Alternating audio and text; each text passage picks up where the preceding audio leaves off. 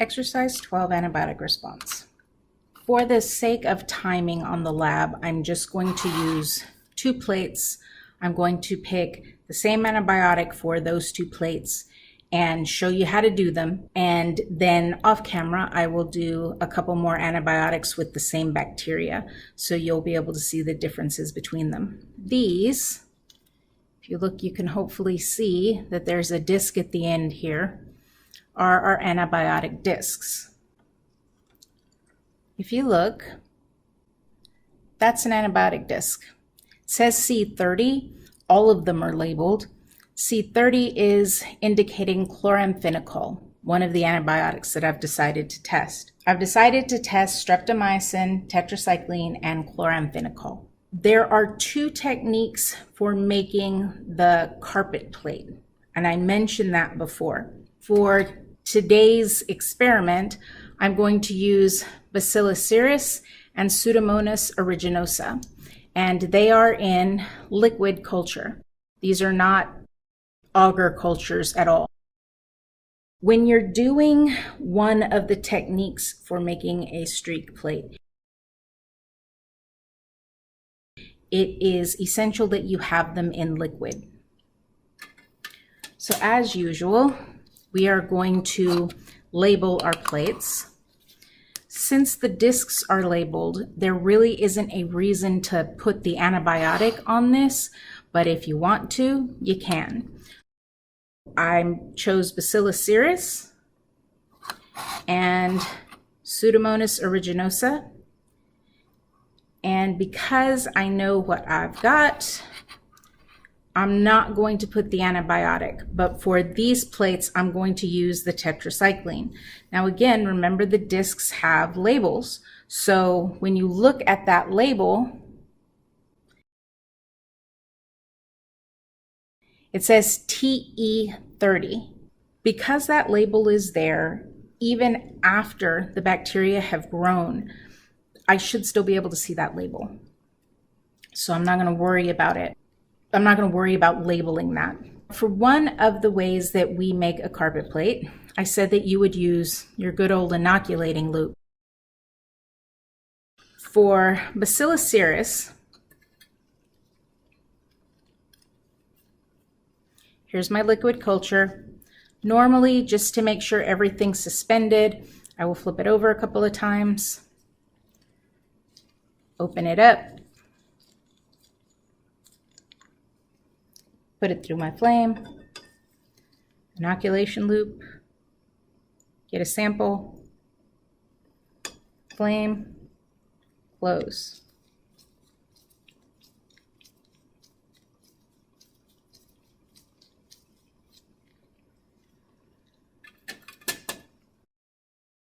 In this case, all I'm really doing is I am spreading this out on the plate as much as I possibly can. I want it all over the surface. I'm not looking for individual colonies. I'm looking for a carpet of bacteria to exist on my plate. So I will spread this around as much as I possibly can to try and make sure that my whole entire plate is covered with bacteria. That's one. As usual, flame and cool your loop. We have to make a little culvert for our antibiotic disc. For this, it's very simple. All you need is a tube. You can use a straw, you can use, and to be honest, straws would be cheapest because they're disposable. You can cut them into smaller pieces, use it for what you need to use it for, and then put it in biohazard and you don't have to worry about it again. So that's what I'm going to do. Here's the straw. I'm going to take out a little piece of the agar out of the middle and make a little space for my disc.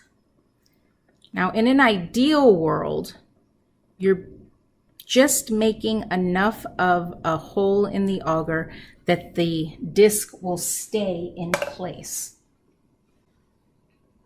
So this was tetracycline. I've got my little tetracycline disc. I'm going to put that, or I'm not. I'm going to place that in my little culvert, kind of tap it down, make sure it stays in place. Now, why do we do that? Why do we want to make sure that it stays in place? We want to make sure that it stays in place because ultimately we normally turn this over in the incubator. If we did that and it wasn't held in place by the auger that's there, it would just fall to the lid and it wouldn't stay put. Something else to notice, you want this disc, let's see, you want this disc touching the edge of the auger.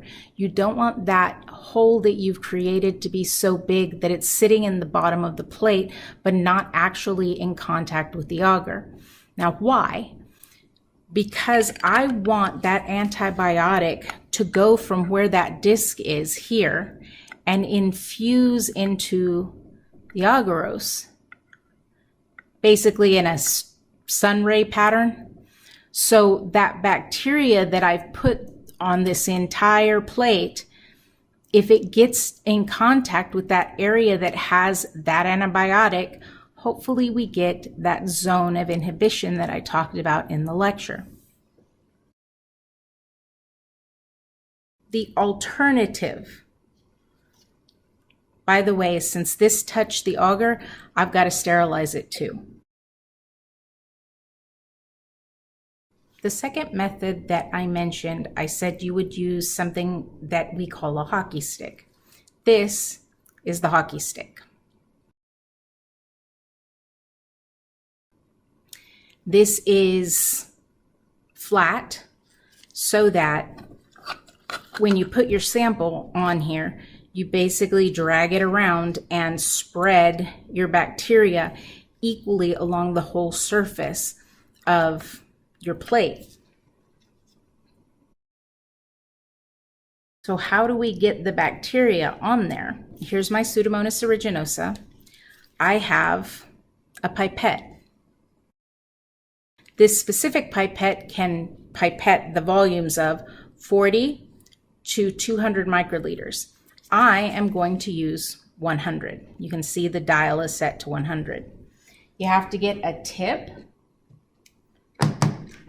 That's how you kind of keep this pipette sterile and can reuse it, but here's the tip. Get your sample, open your sample, flame the opening. I'm going to go into my sample and I'm going to use my pipette to get sample.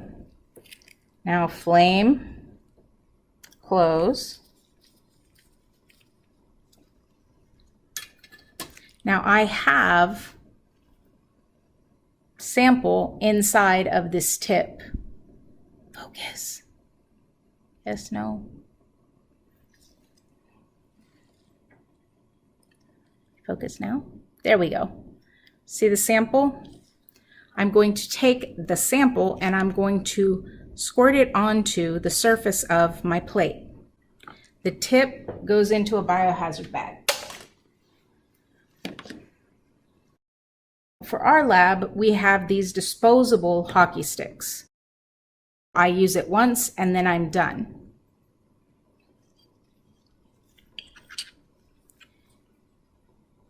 You should be able to see that there is liquid on the surface here. All I'm going to do is I'm going to use this to spread that liquid equally all over my plate.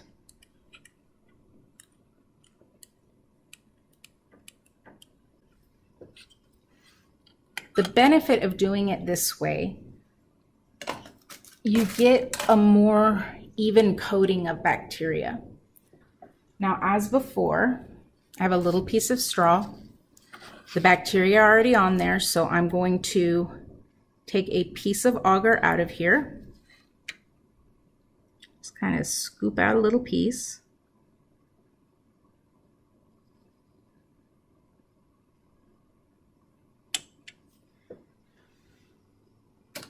Now I'm going to take the tetracycline, and in that little space that I made, I'm going to embed that disc.